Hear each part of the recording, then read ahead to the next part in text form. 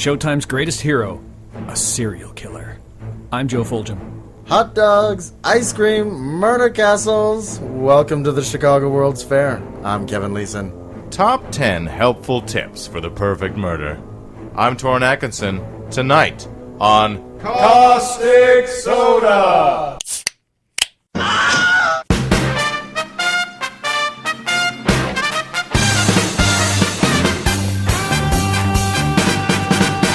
I'm Torrin. I'm an illustrator and a musician. I'm the lead singer for the Darkest of the Hillside Thickets, which you may hear today in the intermission. Then to my left is Kevin. I'm Kevin Leeson. I'm a writer and filmmaker. As well, I do a podcast with a couple other gentlemen. Including Joe Fulgham.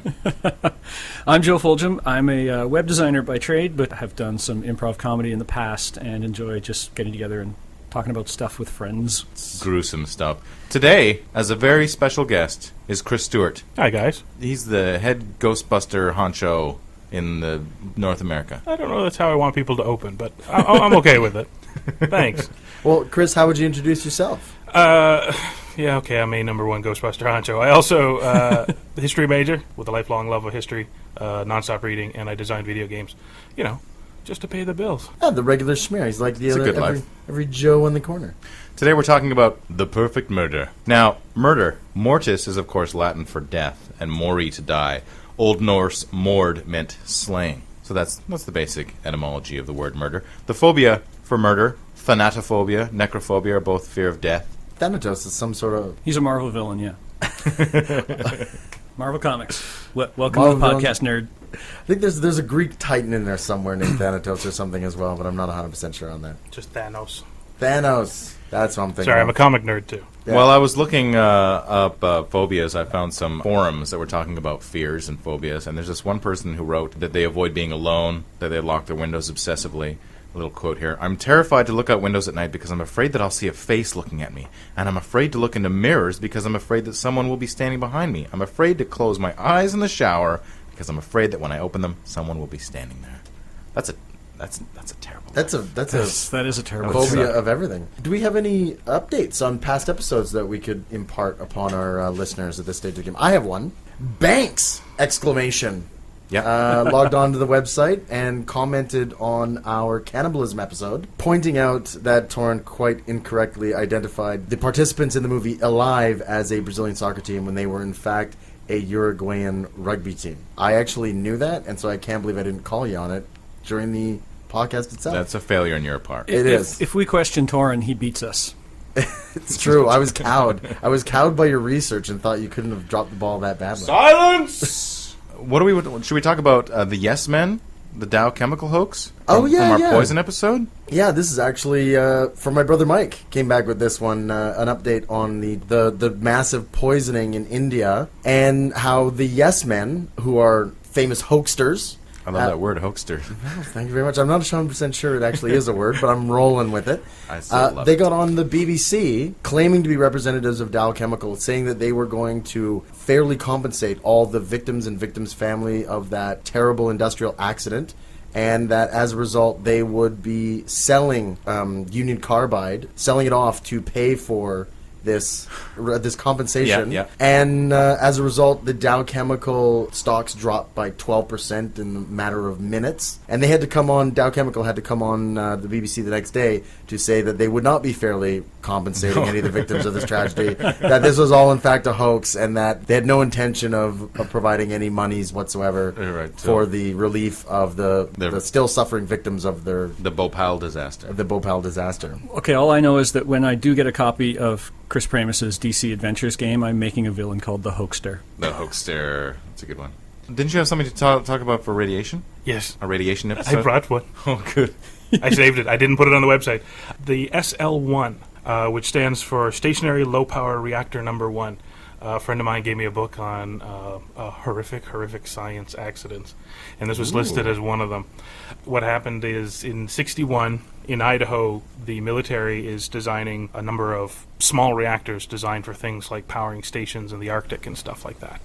And at the time, nobody had put two and two together on, say, having multiple control rods. So this system had exactly one control rod. It's a monorod system. Yeah, monorod. When I was 12, I dreamed of owning a monorod someday. Basically, there's 3 guys on site in this test station with the power reactor, and they're supposed to take it out and do some sort of regular maintenance thing. You're only supposed to lift the rod out 4 inches. And for reasons they're not quite sure of, it got pulled out 20 inches and went critical. That's a significant difference. yes. That's more than half. One of the guys was basically in the middle of a messy divorce with his wife, possibly over involvement with one of the other 3 guys in the station. So, Oh, it's a dirty triangle with a monorod. yeah. Oh, my goodness. So kind of a murder-suicide is suspected. But anyways, everything went haywire, alarms, so they go in, everybody's suited up and they're looking in the room. One guy's still alive, crawling towards the door. Oh, no. They run in and they grab him, and they pull him out and put him in an ambulance and Yeah. rush him off. They're looking around, they see the body of the other guy, dead. They're like, okay, well, we're just going to have to leave everybody out. And they quickly look around, where's the 3rd guy? Don't know. I have been, and always will be, your friend. It's complete madness. Madness to the point where the ambulance is rushing him. He dies en route. To which This is the first guy. The survivor. Yeah. The survivor. At which point, the ambulance driver's orders are, is put this suit on. Okay. Now drive this ambulance into the middle of nowhere, then get out and run. Their whole plan at the time was to just leave the dead guy in the ambulance, like he was that irradiated. Wow. They go back in to try to, again, figure out what the hell happened, and they think to look up. Oh, no. The control rod in the critical meltdown had set off a steam explosion.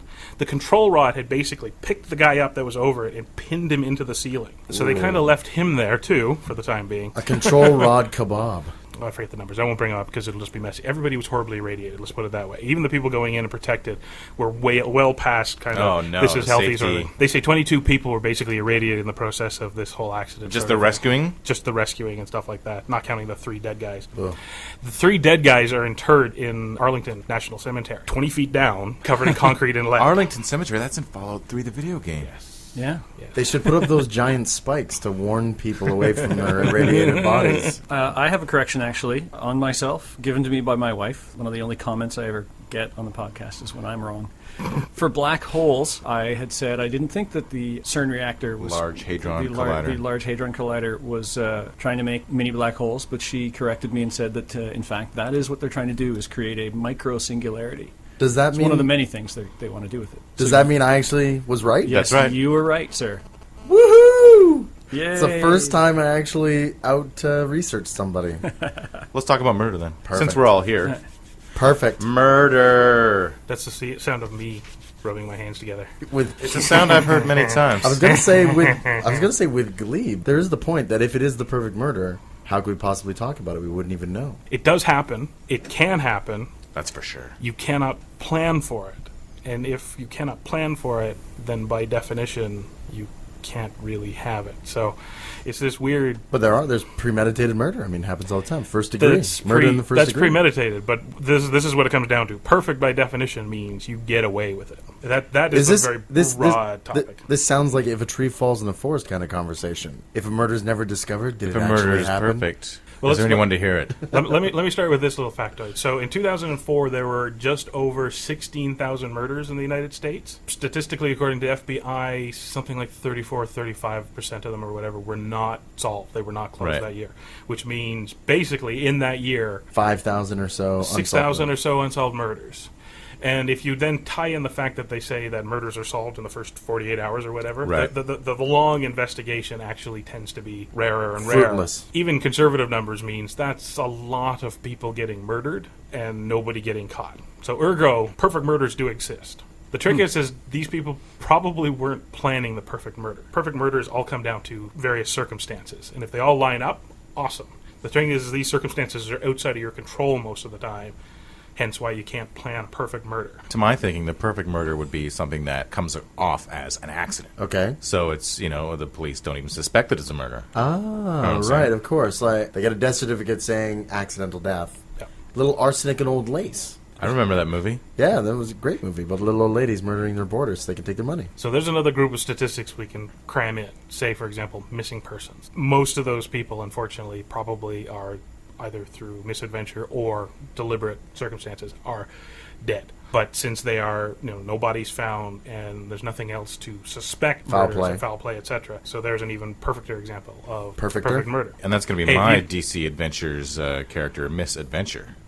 Look, Not before, married. Before we move ahead, if he gets hoaxter, I get perfecter. Okay. Just, all right, thank you. Jeez.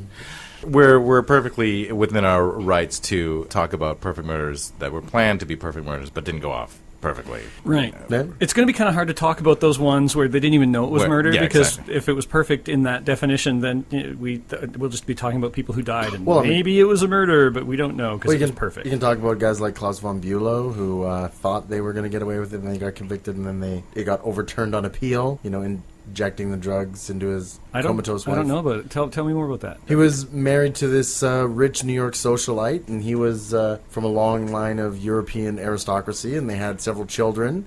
And his wife had some sort of seizure or attack and went into a coma for years and years and years. And then one day she died. Her children accused Klaus, her second husband, of murdering her. Okay. By injecting some sort of drug into her that was impossible to detect and whatnot. The big controversy was that it was the children themselves that searched the premises and found this syringe which had this drug in there that would have performed this job, and turned it over to the police. But of course, they had a vested interest in Klaus going to jail for the rest of his life, because Right. then they would inherit all the money. And so he was initially convicted of murdering Sonny von Bülow, or maybe it was even attempted murder, because maybe she hadn't even died by that point, but she was in this long-term coma. And then it was eventually overturned upon appeal. Was this a movie? Did they make this into a movie with Jeremy Yeah, Irons? Jeremy Irons played Klaus von Bülow, Right. absolutely. Okay. No, it's coming back to me Yeah, now. there is a perfect murder gone awry, if it was in fact even a murder. Whenever I hear of Klaus von Bülow, I think of the actor from Strange Brew? From Strange Brew and Conan. Max von Sydow. Max von Sydow. I could crush your head like a nut, But I won't. but I need you. I need you. So I won't. I'll just jump back in here because Please do. When you start because digging, we are just when you start digging into murder, everybody's brains will start churning up stuff. Trust me. Getting away with perfect murder kind of relates to one simple fact, and that is your connection to your victim. Which is why so many serial killers get away with it for so long, right? With no connection. Exactly. So most crimes, when crimes happen, statistically, detectives will always tell you they start looking at family and friends first. Because more often than not, it is somebody that knew the victim. So that's where you start. And of course, once you have a place to start and you start digging and you dig hard enough, stuff churns up. People's stories don't match up, so you start leaning on that. You definitely get a clearer picture of that if you ever watch that show, The First 48, about the homicide investigators and their first 48 hours on the case. You really realize that without those personal connections, it would be almost impossible for these investigators to solve these crimes. That's one aspect, is your disconnect from The victim. Related to it, then, is someone's going to watch your back. alibis. Not alibis, because once they get to that point, again, there's trouble. What it amounts to is basically someone is obfuscating your connection to the victim. So the simplest way is to go historical on your asses here. Jack the Ripper. So nobody knows who the hell Jack the Ripper is. Jack the Ripper got away with what are basically considered the most horrific crimes, well, to that date, and still they kind of resonate through time. Never figured out who he was, although there are fairly solid theories going on. One, and it is kind of discounted, is that he's just random crazy dude. And by definition, then, random crazy dude wandering around the streets of London killing people, you'll never figure out who random crazy dude is. And there's actually one of his letters. He killed 2 women in one night, and one of them he copped to later in one of his letters. But apparently they would not have figured it out just by looking at her, based on the fact that she didn't quite fit the MO of the rest. And he even said in his letter that it was kind of rushed, and he got kind of worried. So even he was concerned that, it's in the middle of London. If he keeps doing it long enough, somebody just by accident may stumble upon it, and then trouble. The other theories tend to relate to the surgical skill of the murders, suggested, for example, that A doctor or a butcher. and there's, I think, a couple of names of a high society, a doctor of high society. He'll never get caught just because in London high society he's just not beyond reproach, but of course England at that time, there was certainly a certain class thing. You didn't go after somebody unless you knew for sure at that level. England at that time, it doesn't exist today. Plus there was probably a lot of the friends of friends who were in a position to just say, don't look over here, go look for the filthy crazy guy that killed these women, sort of thing. Right. And then there's also another theory that it might have been related to the royal family, which is just, of course, the ultimate version of Tabloid there's no murderer here. sensationalism. So those are kind of the two things. But basically, the minute you start looking at them, the minute they start to fall apart, and they're not specific to Jack the Ripper. These happen all the time. Yeah, there was the torso killer in Cleveland. Well, and not just a matter of serial killers, but those two things still operate throughout time. Mob hitmen, again, no real connection to their victims, but they already automatically have a tie to somebody who's going to shield them. But those guys will obviously only shield them up to the point where they're at risk. So hitmen do get caught quite often. Has anybody heard about this hitman who I saw an interview with him about 2 or 3 years ago on A&E?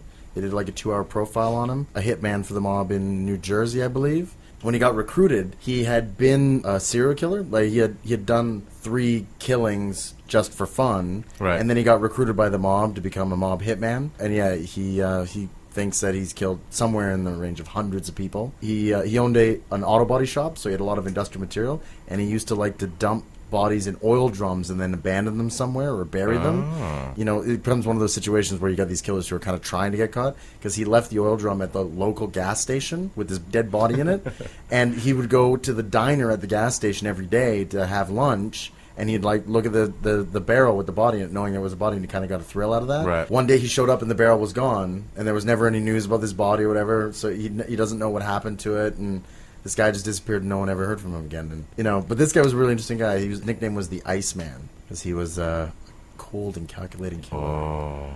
He was really good in Top Gun, too. He's as cold as ice. He claims that he used to like to give people cyanide. He would go to where somebody was having dinner and slip some stuff into their meal before it came out of the kitchen. He found out one of his victims was gay, so he followed him to a gay bar and injected him with cyanide on the dance floor. Like, bumped up against him and jabbed him. Peculiar. Yeah, this guy was quite an interesting character. But yeah, he had committed multiple murders before he became a mob hitman, and so was particularly suited to the occupation. He had a good resume. Yeah. Yeah, he strangled a guy in an alley behind a nightclub one time because the guy sassed him in line. That's why you should never budge. That's your anti-budging tip there, kids. You hit on the next step, which is if you move away from hitmen to, say, serial killers, guys who are lone operators. You know, once computer databases hit and stuff like that, it became a lot easier to spot trends, to go, holy crap, there's some guy wandering the states. And they're still working out studies that, because nobody was really paying attention to serial killers way back when, but there's some suspicions that as the highway system in the United States improved, that just made things even messier, because that's when guys started wandering. It was easier to wander the length and breadth of the United States or wherever to start killing. So the thing is with those guys, though, although they are perfectly detached and they've so if they're careful, they minimize the risk of somebody spotting them or whatever. If they have a system, they've minimized their risk. The trouble is they're technically crazy, and technically crazy people are then going to start screwing up. Like you said, some guys just want to get caught. Right. Jack the Ripper liked to boast about what he was up to and all that. Oh, the BTK guy used to send photos of himself with his victims, right? BTK? Bind, torture, kill. Oh. Because that was his method. Didn't know about he would that tie acronym. them up and torture them and then kill them. And then he would disguise himself with a mask and whatnot and take pictures of himself with his victims and then mail those pictures to the police. It's kind of like the Riddler, but different. See, if it happened 10 years later, he would have swirled his face in Photoshop, and they would have caught him like that. But no, he had to use a mask. That's right. Yeah, he actually got caught because he was corresponding with the police. He asked the police officer that he was corresponding with whether or not a computer disk could be traced in any way, shape, or form, to which the police replied, no, of course not. So then he loaded a bunch of digital files and letters and all this content about his crimes onto the computer at his local church. And Is that a 3 1/4 floppy? It was a 3 1/4 floppy, and he mailed it to the police, and the police computer forensic department figured out which computer this was used on in about 18 seconds flat. Right. And they went down there and sort of took their profile with them and figured out who was a perfect match. All right, churchies. And they trailed him for about a couple of days and went, you know what, we're not going to risk this any longer. We're just going to scoop him up. Yeah, let's watch him till he kills again, just to be really sure. Yeah. Have there been any Safe. sensational serial killers caught in Vancouver? I'm not... Well, the Green River Killer, of course, in Washington State, turned out to be Close. Gary Ridgway. That was, and then of course there's the pig farmer. Yeah. Oh, that's right. Yeah, he's pretty sensational. Has He's there been world any famous. the guy who killed All those dozens prostitutes. and dozens of prostitutes and then fed them to his pigs. Then there's Just like in Snatch. Also Clifford Olson. Clifford Olson, the child killer. I want Right. to talk more about the pig killer. How did he get caught? Because that would tie back into this whole thing about crazy dudes are eventually going to get... It was a That would tip be- from a ex-girlfriend / former prostitute who said that he had some sexual proclivities that were, let's say, on the sadomasochistic side, and he used to brag about if she ever left him and whatnot that she would end up getting eaten by his pigs like all those other girls that had been eaten by his I pigs. see. His name was Robert Picton. That's right. They're called That's right. Picked in the pig farmer, and so yeah, she gave him a tip, and They took a warrant and rooted around his property and found DNA material of some of the missing ladies. How many people did he kill? They don't know exactly. 30 some odd. Yeah, he's Is being their he's best being guesstimate. charged for something like half that or something like. Yeah. So if he had I stopped, think he's being charged in if he was 16 stopped at a certain point, He was then that may have been the perfect murder. He was convicted of the second-degree murders of 6 women, but he's also been charged in the deaths of an additional 20. However, the Crown has reported that Picton told the officer that he wanted to kill another woman to make it an even 50. So he claims 49. If he hadn't have bragged to this prostitute that he was dating, Then we may never know. then we may never have known. The pig farm may have gotten away with it. A little bit of background about that.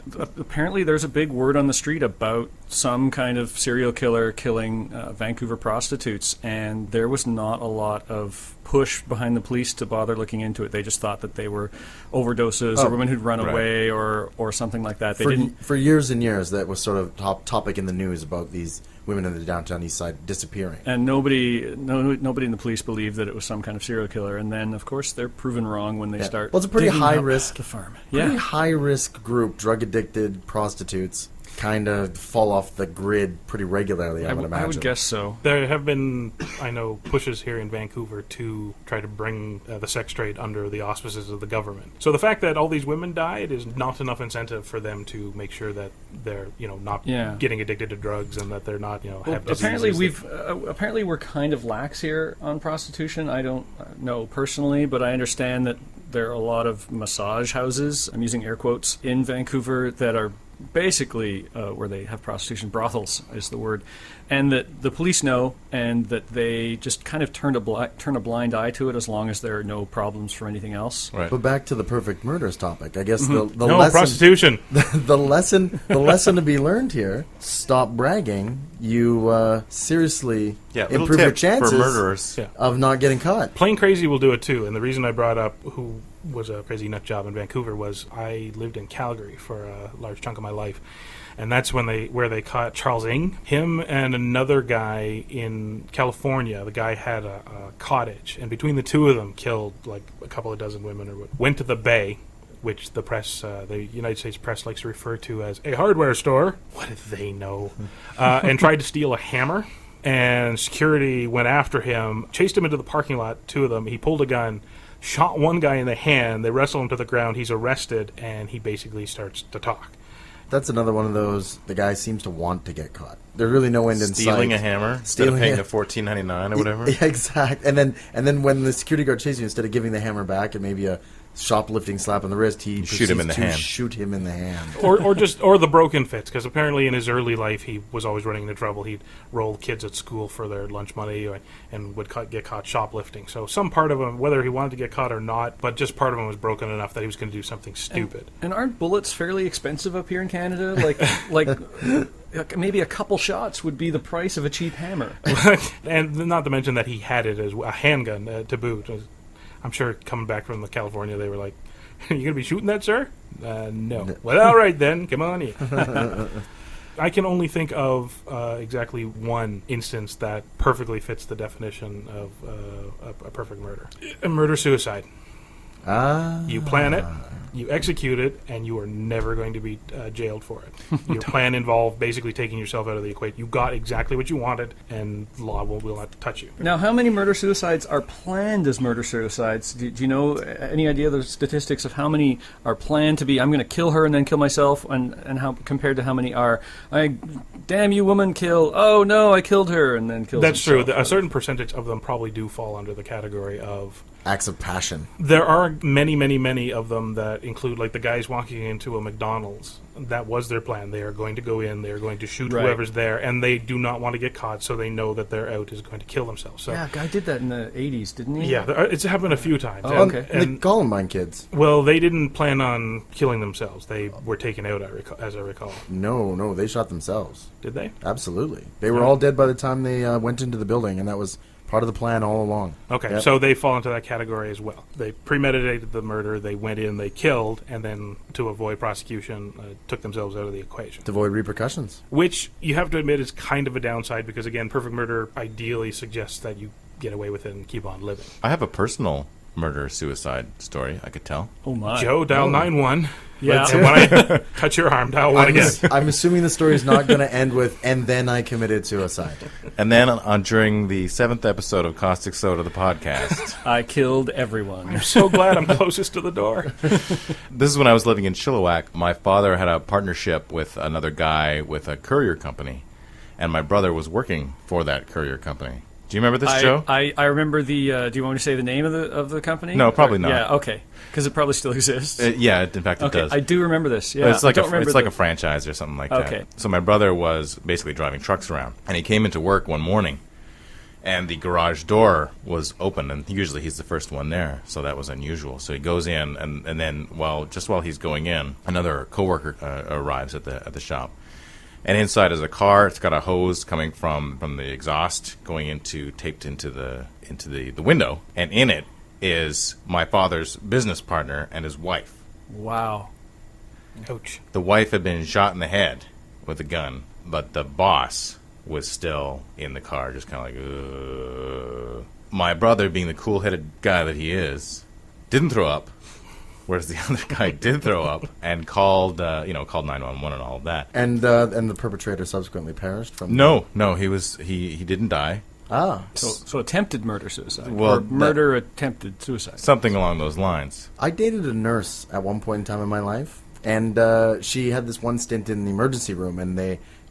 often you have suicide cases come in. Yeah. And they used to refer to them as successful or unsuccessful suicide attempts. Right. They since disavowed them of that terminology because it connoted a good or a bad result, and they didn't want to give it any sort of that weight. Right. So now they're instructed to refer to them as complete or incomplete. Right. So this is an incomplete suicide This was attempt. incomplete suicide attempt. They still give them gold stars, though. Which, So here's the hilarious part of this story. please. It's actually not that hilarious. But my parents were actually on vacation in the interior somewhere. So when they got the call, they were considering coming back, canceling their vacation and whatnot. I was watching their house, basically. But unbeknownst to them, I had a lady friend along with me. Uh-huh. So I was hoping that they wouldn't come back, selfishly, so that I continue my own personal vacation.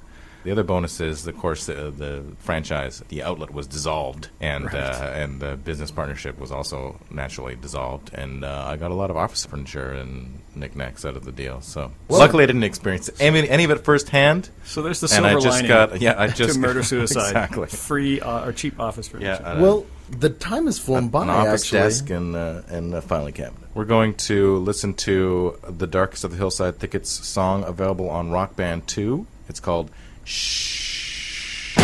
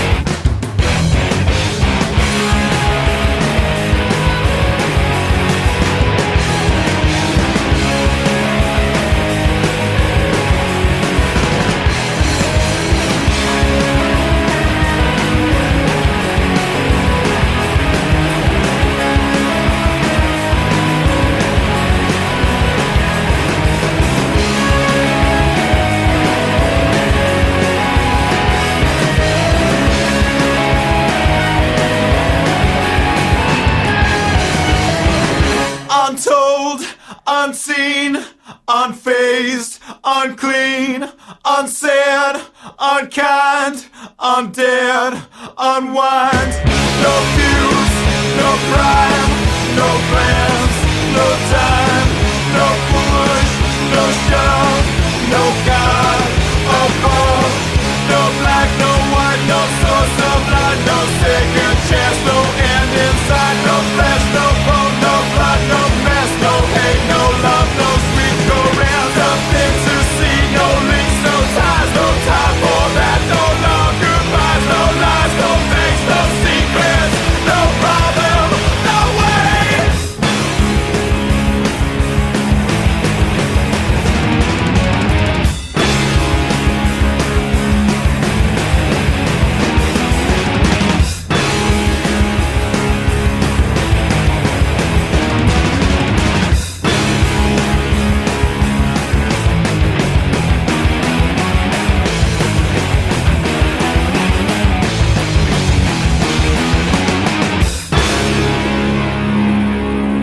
I'll book you for false arrest and wrongful imprisonment and obstructing an officer in the course of his duty and murder. What do you mean, murder? The Perfect Murder, our topic of conversation today. The perfect podcast. Our guest, Chris Stewart, I think has some murder myths he wants to debunk. There are three legal myths that I've brought up that relate to the idea of a perfect murder that people kind of latch onto, but are in fact absolutely wrong. Let's see here. What was the year? 1924. So there was an attorney, George Remus, who did a lot of work for bootleggers, ended up going to jail, at which point the FBI or G-Man or whatever that helped take him down convinced the wife to leave him. So he gets out of jail, finds wife is gone. Tracks her down, shoots her. He's caught. They take him to court. Remember, crime of passion and, husband out of jail. Okay. They pretty much caught him pretty easy. It goes to court, and it was one of the first times that they argued he can't be held accountable. He's nuts. And the court goes, famously at the time, all right, off to the booby hatch you go. To which he's like, wait, whoa. And he's like, you just proved yourself nuts. You're off to the nut hatch. To which, and this is the weird part, and taught everybody the downside of the crazy defense, he basically appealed his own nuts defense. After he learned what it meant. After arguing that he was in fact crazy, he then appealed to prove that he was not crazy and ended up going to just normal jail for murdering his wife. It got the nickname the Twinkie defense. Well, the Twinkie defense was used in the Harvey Milk The murder. Harvey Milk one. He never argued it. It was kind of a media thing that they argued that because he was hopped up on sugar, that's kind of why he went. His blood sugar was off the charts or something. And they called it the Twinkie defense, although they never argued that. Because he ate too many Twinkies. But they did argue that it was some sort of extenuating circumstances, that he was just kind of off his game. And so it'll never happen again. This is the kissing cousin to the crazy thing, in that you're trying to, and there's been a number of them over the years, like the fugue state is a good one. Oh, Right. They have no recollection, sleepwalking, whatever. Anything that can be filed, they try to argue, yes, they did it, but they weren't really there or in charge. That's right. Charge. They weren't themselves. Yeah. Not guilty by reason of mental defect. Pretty much. Temporary insanity. Temporary. They are very, very difficult, and they do not work. But famously, we hear about them. Like the other one is the idea of no body. The idea that if there's no body, there's no crime, and that's in fact false. It comes from people not understanding Latin, because in North America they don't teach us Latin in school, so we're kind of idiots about it. Corpus delicti is the Latin legal term, which means Delicious corpse. people assume that's literally no body, no crime, and it means no, the body of the crime. Hence all these people that get no body, but they saw you go in there, you came out covered in blood, you had a fight with them the night before. There's more than enough evidence that this person who has disappeared probably disappeared because you killed them. I believe they call that a circumstantial case. It's kind of died off. For the longest time, it was get rid of the body. People would come up with crazy ways to get rid of the body. And they're not entirely wrong, because if you can't find the body, people may not twig to that there was a murder sort of thing. But again, Right. it kind of shifted over the years away from that no body, no crime, and into no body, no evidence. Because, of course, as forensics improved, if there's no body showing what they were stabbed with or poisoned with or whatever, it's harder to backtrack. That's 2.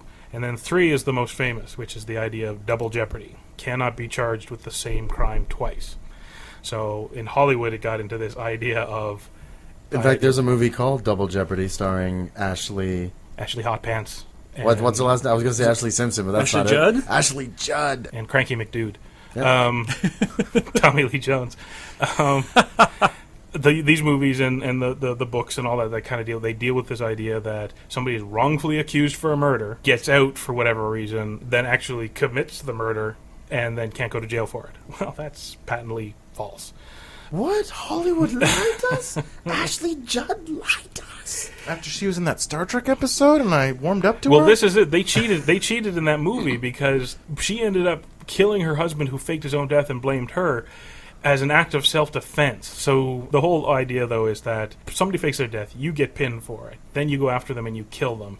And thus, since you've served your time and been charged for it, you cannot go back to, you cannot be charged for it again. You get, I don't remember killing him. Well, that's manslaughter. Off to jail you go for whatever. You get out for 4 years, you track down your husband, you kill him. Well, that's cold-blooded first-degree murder of your husband, and they'll happily bring it all back. So what we've learned, Ashley Judd, liar extraordinaire. Never trust a Judd. I'm tisking. Yeah, we can hear that. It's not like shaking your finger. Should we talk about the murder mansion then? What is it called? Murder Castle. Murder Castle. Murder Castle. Sounds like where I go to get my death burger. Sounds like an amusement park ride. Could be an That's amusement good. park It's a ride. Murder Castle. Yeah, absolutely. But Are there was you man enough to face the Murder Castle ride? H.H. Holmes, Triple H. the original Triple H. Oh, yeah! Was a pharmacist who built a hotel, but he used several different contractors, so none of them would know the inner workings of his design. Because it was like a medieval castle with lots of trapdoors and mazes and... Most rooms were airtight and had gas vents installed in them, so he could gas you in your sleep, and then they would have trap doors that would dump your body directly into the basement, where he could strip your bones of the flesh and meaty parts and sell your skeleton to schools and for scientific experimentation. Mm-hmm. This is how he supplemented his income. And it was during the Chicago World's Fair, so there were a lot of people That's right. wandering in and out of town, and they would stay at his hotel because there was a shortage of places to stay. Once and they you would, check in, you don't check out. you do not check out. And The Human Hotel. he was one of these pioneers of having his employees take out life insurance policies, but he would be the beneficiary, and then they would disappear, and he would collect. Wow. I know that there's some corporations. Walmart does that right now. Oh today. my God, Walmart! Walmart, maybe they have their own murder castle, but I'm sure they have many. H.H. Holmes sort of pioneered this idea. So this went on for how long? Several years, until he got to the point where he thought people might be figuring out what was going on, and he faked his own death, and this was in fact his undoing. He would have gotten away with it if it wasn't for those rotten kids. It's old man Holmes from the Castle Hotel. They pull the rubber mask off, and he's like, "No." Ruh-roh. He faked his own death, and of course, to collect the insurance money on his own death, he needed to enlist a compatriot. And then, about halfway through the plot, he became fearful that this guy would either turn him in or steal the money. And what are you going to do? You're supposed to be dead, kind of thing. They went on the road, and he killed him on the road, and then pretended to be that guy to collect the life insurance on his own death. And it was in the correspondence with this gentleman's wife, his straw man's wife, Okay. that the wife became kind of suspicious that she wasn't corresponding with her actual husband. My sweetie would never say desiccated husk. We're doing fine, sweetie, and we'll be back in time for that thing that you said that we should do with Or maybe he just your forgot. mother and or father. Maybe he just forgot her birthday. No, I do. You know I love to cuddle. You're not my husband. So basically, the Chicago World's Fair brought so many new innovations to the world to the point of absurdity. I just can't understand the Ice drive cream that and these murder. guys have. I would be too lazy to be any kind of effective serial killer. Like the guy had a castle hotel built. Hey, you gotta and, want it, like, Joe. You I gotta know. want it. I know. I would just be the slacker of serial killers if I. You would be in the cubicle pool of the serial killer world. You'd never make That's it to right. the corner office. I'd be like, I could stab her, but my elbow kind of hurts. Oh yeah, and then boiling her body until you could sell the skeleton for scientific experimentation. Once she's dead, then she's dead weight, and I gotta carry Well, this is why her. there'll never be a serial killer that is not crazy, right? Like, if you assume that the lone serial killer is the perfect murderer, except for they're crazy and they're going to trip up or do something crazy at some point. It means one of us, not the rest of the world, literally, us four, have to get into our head to just go kill somebody randomly. And we never will because we're wired correctly so that the thought of killing somebody just does not make sense. It's, well, okay, Torrin's kind of not responding there, which... Well, the pop culture crossover for this, the gentleman by the name of Rick Geary has a series of graphic novels, comic books, about Victorian-era criminals. And H.H. Holmes and His Murder Castle is an excellent, excellent book of Rick Geary's. I think I've seen this. Yeah, the Victorian-era crime series. It's outstanding. He actually has sort of one of those top-down cutaways of the murder castle. The cross-section, the dead-end hallways and the trapdoors into the basement and the gas vents and the whole 9 yards. It's laid out there. So if anybody wants to see how this murder castle operated, they can just go out and find Rick Geary's H.H. Holmes edition. I'll try to find a link for that and put it up on the website. Yeah, it's I outstanding. think it grew Stephen out of, Beastie should put it in one of his incredible cross-section books. I think his book probably grew out of some of the references I brought. I brought with me a couple of Paradox the Big Press. Book of Thugs and the Big Book Big of Book Little Criminals. of Little Criminals. And Gary does a bunch of stories in them, which That guy's ends up- sick. I watched Rope, finally. Outstanding. Alfred Hitchcock, who, by the way, I forgot to mention, is our pinup for this episode.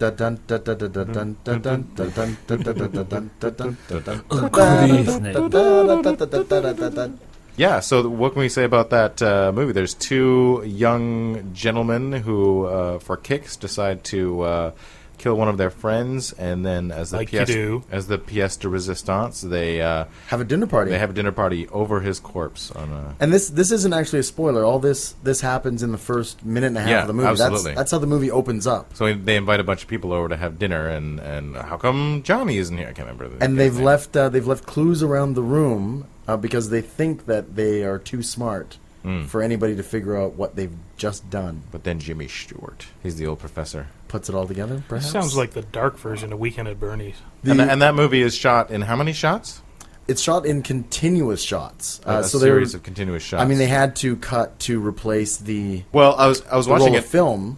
But also, I noticed that they always changed like the lighting in the coming up from the window and the cityscape and everything. Yeah, very stagey. Yeah, but it wasn't like they were trying to hide when they would cut, because they would always like zoom into somebody's back or something like that. Yeah. It would go black for a second. But the only reason they made any cuts at all was because they had to replace the film. They had to replace the film canister on top of the camera.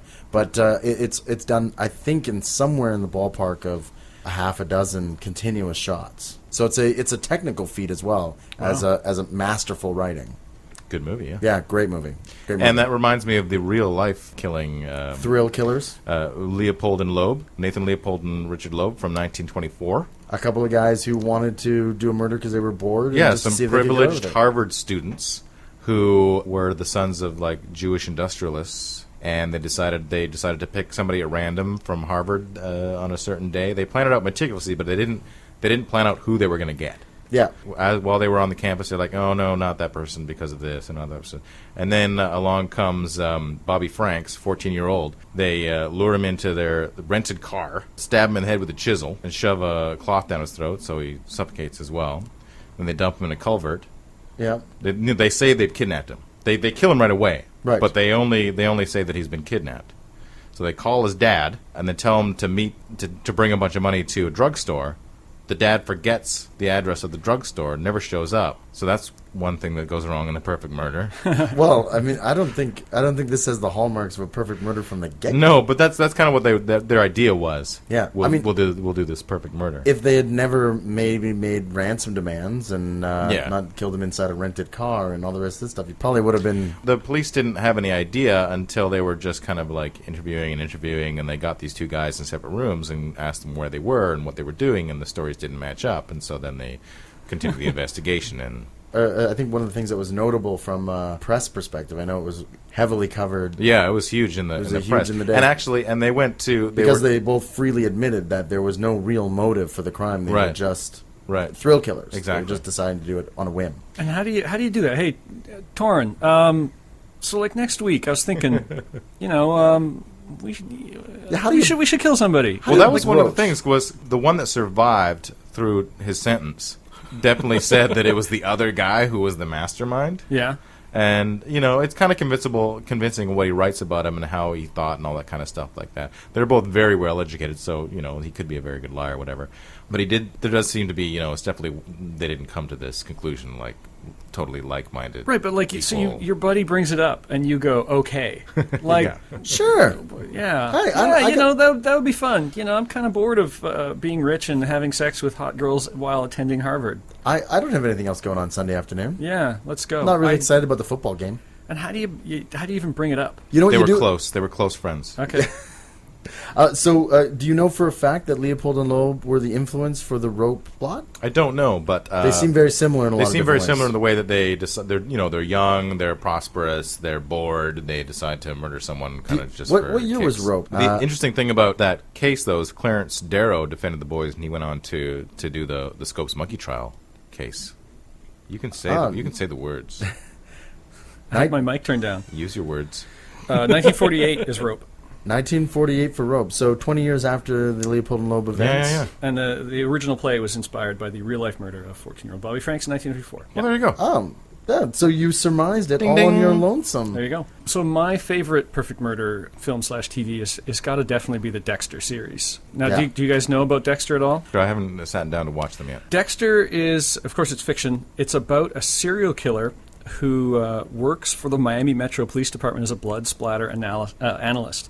He was adopted by a cop when he was quite young after his mother was murdered, and his father recognized in him his sociopathic tendencies and knew, I guess, from the experience of dealing with criminals like this, that it wasn't something that he could stop, only redirect. So his father gave him a code to only kill other serial killers Oh, so the whole who he could determine were definitely guilty. So this is kind of a takeoff on the whole fact that serial killers have a tendency to have a pattern. Right. And so the established pattern for Dexter, he would kill other serial killers. Right, yeah. Growing up, he would start to murder animals and stuff like that, and would get a little bit more ritualistic about it. His father found out, and so he redirected him towards doing it for the good of society. And that's really cool because you think he's kind of a hero. That's but definitely anti-hero. But at the same the time, Punisher. when he catches them, he straps them down to a table all covered in plastic wrap, so that it's just like lots and lots of plastic wrap, naked, in a room covered in bags. Because he's a forensic analyst, he knows how to cover everything up perfectly. Right. He has it all prepared ahead of time. He only grabs them when he knows he can do it, and then he cuts their cheek and puts the blood on a slide, and that's his little collection. So he's got a little collection of all these little blood slides from every single person he's killed. Then he cuts them all up, puts them in plastic bags, takes them on his boat, and drops them off the shore of Miami with rocks in the bags. It's brilliant. I mean, the premise alone is absolute genius. And Michael C. Hall is an amazing actor. He played he was in 6 Feet Under as he was the gay brother. And it's based on a series of novels. From what I hear, the hullabaloo on the internet, the series has ended up being much, much better than the novels. The novels... A rare occurrence. Yeah, the novels apparently fell into some kind of weird dark passenger, demonic possession kind of craziness. Right, supernatural thing. A little more supernatural. This is much more grounded in reality and psychoses and character building and cathartic killing of utter bastards. Like, he shows the people he's killing photos of their victims and berates them for the evil they did while he does evil to them. It's really cool. Highly recommended. You know, I read an article once when CSI really first hit the scene, and there was kind of a concern amongst law enforcement who were concerned that CSI was going to kind of give away a lot of the forensic secrets, and that people were going to give criminals an upper more hand. information on how to. And I actually just read something very short while ago, again, where they were sort of revisiting this issue now that it's so pervasive. Yeah. It turns out the exact opposite is turning to be true because there's so many Hollywoodisms, there's so many misconceptions in the CSI shows themselves that it's giving some criminals a false sense of security about how hard it is to track them down, and so criminals are getting sloppier. Some of the police departments have found that they'll catch somebody, and their reaction once they're faced with the body of evidence. That's not how it worked on CSI. That's not how it worked. Hey, dude, they did the same thing on CSI. And the guy got away with it. What the hell? I've also heard that there's an effect on jurors, though, making it harder to convict people because they're demanding the more perfect evidence that they see on CSI. Right. So easier to catch the criminals, harder to convict. How ironic. Yeah. I would recommend, since I brought him up, that people track down not the movie, but the book From Hell, which is Alan Moore, Right. which is Oh, always yeah. worth reading. Eddie Campbell, I think, was the artist. But the, Yeah. the thing about Alan Moore, what he manages to basically string everything to do with Jack the Ripper together into this one big, long story. And you can get it all combined. That's a good one. And then I also recommend tracking down the DVD for Murder by Death. It's about an eccentric millionaire inviting parodies of all the Hollywood and mystery sleuths, Right. and then challenging them to solve a murder. Is it a comedy? It's very much a comedy. If you want to see Alec Guinness, And I do. yeah, he's in it as the butler. Peter Falk as Sham Diamond. Just one more question. And throughout the whole thing, hints that Sham Diamond is perhaps a little light in the loafers. So it's just bizarre. Why did you slip from Columbo into Bob and I Doug don't know. McKenzie I there? couldn't finish that. You, I you really start couldn't finish my Columbo, and you totally end up Bob and Doug McKenzie. As a matter of fact, Strange Brew is about a murder. True, absolutely. There we go. I always think of it as a movie about a mouse in a beer bottle. Oh, that's just how it starts, sir. Absolutely. But It's it is the a murder kickoff. mystery. It It is. is a murder mystery. Well, thanks a lot, everyone, for listening. As usual, you can email us at info@CausticSodaPodcast.com or comment on our website or go to our Facebook page. And it's a very special, super awesome thanks to Chris Stewart for joining us. Thanks, Chris. Thanks, guys.